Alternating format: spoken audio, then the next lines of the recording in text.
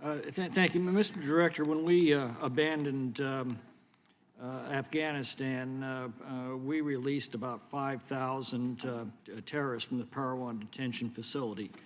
One of those terrorists showed up at Abbey Gate 10 days later and killed 13 U.S. Marines. Where are the other 5,000?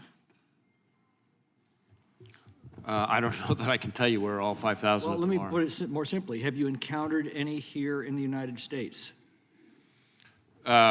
We have quite a few ongoing investigations into foreign terrorist-related subjects, whether they're Al-Qaeda related or ISIS related, that we're conducting as you and I are having this conversation, and certainly. So have you encountered any from Parowan here in the United States? Specifically, I'm not sure I can say that. Let me follow up and make sure if there's anything more I can provide you on that. Well, meanwhile, we've had about 1.5 million known gotaways cross the border as this crisis has unfolded. Any estimate of how many among of those 5,000 among the 1.5 million known gotaways may be terrorists?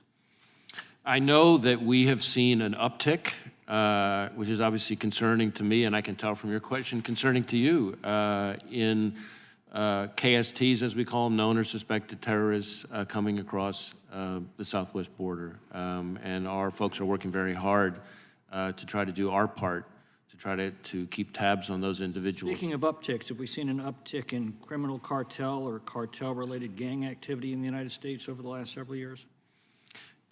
Yes, the cartels working in kind of an unholy alliance with dangerous violent gangs here in the U.S. are responsible not just for the abominable distribution of fentanyl all over the country, but also an awful lot of the violence that comes along with it. And that's coming principally across our southern border?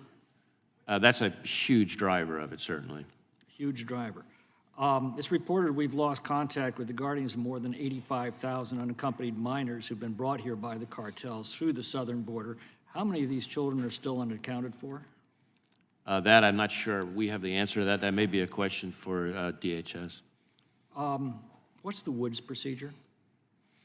The Woods procedure is a procedure has nothing to do with 702. It has to do with traditional FISA, Title I FISA as we call it, and involves having files that have all the underlying documents to support each of the factual assertions in the application. Is that important to the integrity of FISA applications?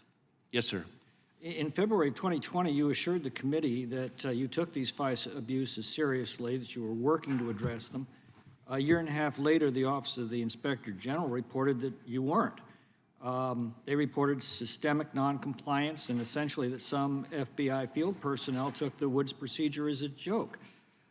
If we can't trust your past reforms, how seriously should we take your promises of future reform? I appreciate the opportunity to address this one. So that OIG finding actually applies to, number one, that applies to compliance problems that occurred before all the fixes that I was testifying to you all about.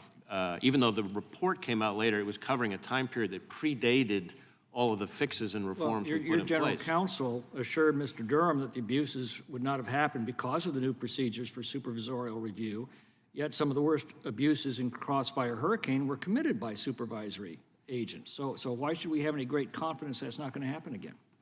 There are a couple different sets of reforms here. So the first is on the reforms that we put in place in response to the Inspector General's Crossfire Hurricane report. But we can't trust your supervisors is the problem. The problem seems to be that this power exists at all, and human beings, being what they are, will tend to abuse them. Could you describe the term parallel construction as it relates to evidence produced in FISA searches? Parallel construction? I'm not sure I've used that Doesn't term that refer before. to the FBI using forbidden information from a 702 search to alert local law enforcement to search for and then produce the same material without revealing that it came from an improper search? I'm just not sure about the use of the term. Well, has the FBI ever employed that particular tactic in prosecuting American citizens? Not to my knowledge, but again, I can look into that and get back to you. What percentage of FISA warrant applications are rejected by the FISA court? I don't know that we have that number. There's usually a back and forth with the court. It's not unusual for the court to, It's a fraction of percentage, isn't it? a fraction of a percentage? Yeah. Yeah, I don't know if that's right, but it's definitely a small number. And I think Which- that's which- partly which makes- because our which- folks learn over time what the court Which makes that sound expects. an awful lot like a rubber stamp. I see my time's expired. I yield back.